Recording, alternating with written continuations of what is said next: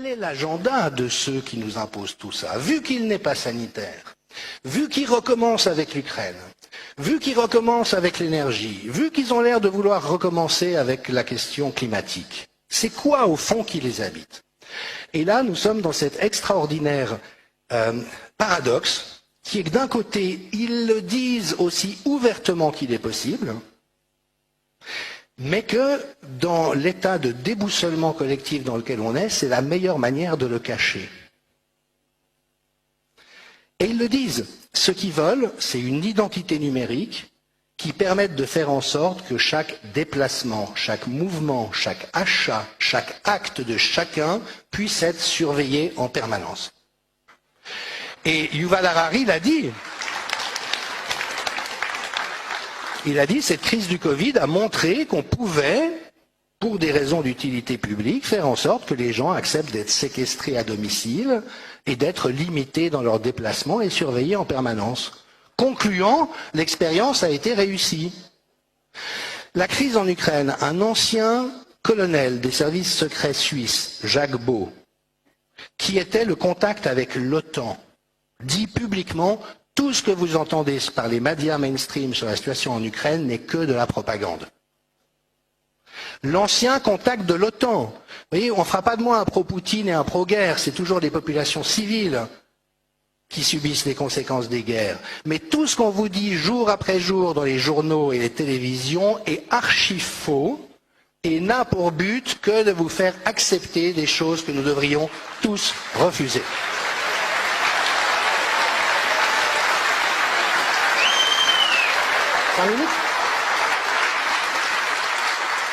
J'avais dit avec le Covid, mais attention, on est en train de saccager l'économie réelle. Et il suffit de se balader dans les villes en France aujourd'hui, on voit à quel point ça a déjà été saccadé. Avec les hausses du prix de l'énergie qui se profilent, vous croyez qu'il va y avoir combien de dizaines de milliers de faillites de petites et moyennes entreprises en France? Ça va être un massacre. Tout ça parce que l'OTAN a fait sauter des gazoducs avec la Russie, et les journaux osent dire on ne sait pas qui c'est qui a fait ça. Mais attendez, le sénateur Yves Pozzo di Borgio a dit, moi les journalistes me disent qu'ils savent très bien, ils n'ont pas le droit de le dire. Ils n'ont pas le droit de nous dire que nous sommes en train d'être pris en otage par un gouvernement sociopathe qui veut nous mettre à genoux, qui veut nous plonger dans la misère et qui veut s'arroger les pleins pouvoirs sur nous. Et c'est là, en effet, où il faut voir plus loin que la question sanitaire. Alors moi, en tant qu'anthropologue, ça m'intéresse parce que la question énergético-diplomatique avec l'Ukraine, c'est isomorphe du Covid. C'est les mêmes narrations, présentées de la même manière, avec la même pensée unique, la même agressivité contre les gens qui continuent de penser et de dire des choses intelligentes. Et puis la finalité de tout ça, c'est CBDC, Central Bank Digital Currency. C'est dans le pipeline, ça va sortir dans très peu de temps. C'est quoi? C'est que pour l'instant, quand vous faites affaire avec votre carte de crédit ou de débit, votre carte bancaire, vos transactions sont sécurisées par la confidentialité que vous accorde votre banque.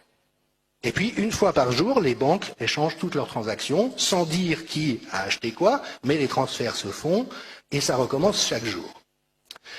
Le CBDC, ça veut dire qu'il y aura une banque centrale qui, en temps réel, saura quelle opération vous êtes en train de faire.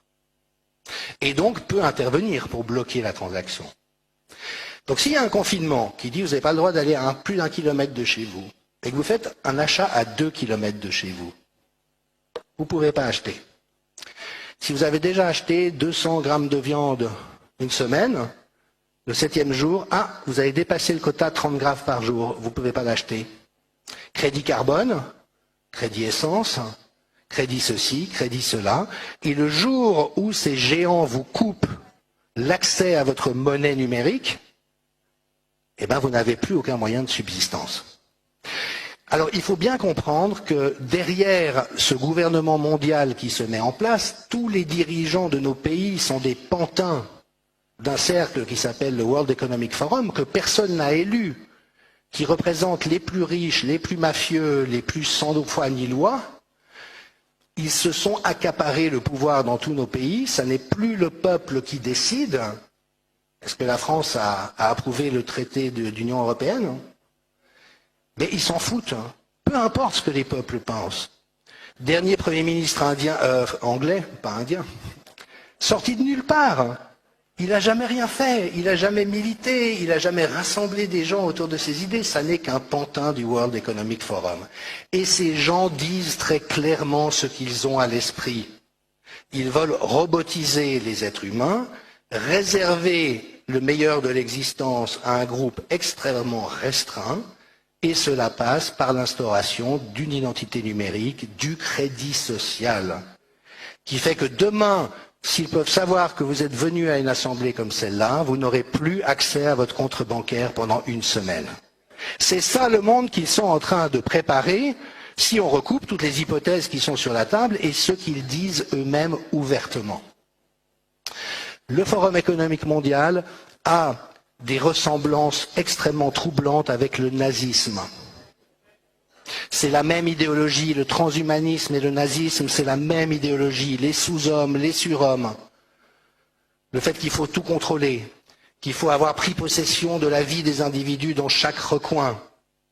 Les nazis se sont réinfiltrés après la guerre dans le gouvernement américain, dans les réseaux de recherche scientifique américaine, à l'ONU, Kurt Waldheim, ancien nazi, Commission européenne, un des premiers commissaires, était un nazi. OMS, héritage nazi, George Soros, héritage nazi. On voit le nazisme ressortir de partout. Ce sont souvent les mêmes sur le plan héréditaire. Klaus Schwab est le fils d'un dignitaire nazi qui utilisait des prisonniers dans ses usines. Et ça est en train, Prescott Bush, le grand-père de George W. Bush, était un des principaux financeurs du régime hitlérien. Les Rockefeller étaient un des principaux financeurs du régime hitlérien.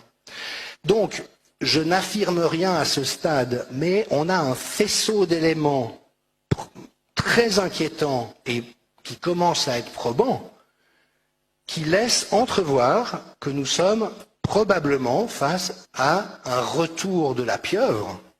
C'est-à-dire que ce monstre que nous croyons avoir vaincu en 1945 est de retour, sous un autre visage, avec d'autres leviers, mais la même intention finale, c'est de pouvoir prendre un contrôle absolu sur la population.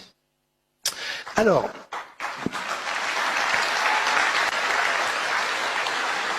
quelle est la ressource qu'il nous reste ?